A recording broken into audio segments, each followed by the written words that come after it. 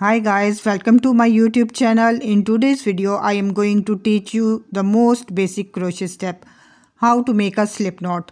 This is the very first thing you need to know before you start any crochet project. So stay with me and let's learn it in a very simple and easy way. A slip knot is a small adjustable loop that goes on your crochet hook. From this loop, you begin your foundation chain.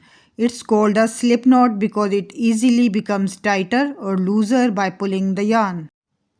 To make a slip knot, we have taken a yarn. You can take any yarn of your choice and a crochet hook. Take your yarn and leave about 10 to 12 inches from the tail end.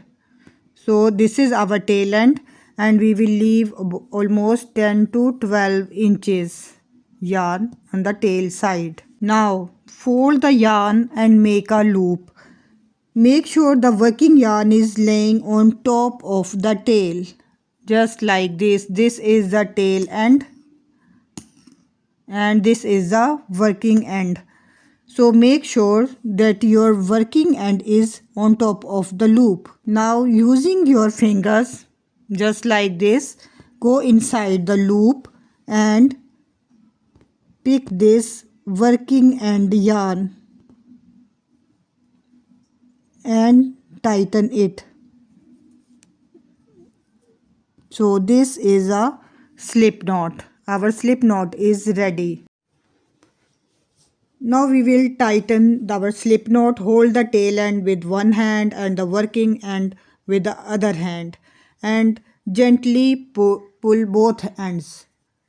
This is the tail end and this is the working end, and we will pull both ends and our slip knot will tighten in this way. Now in this slip knot you can put your crochet inside your slip knot and tighten it. So our slip knot is ready. This is our slip knot.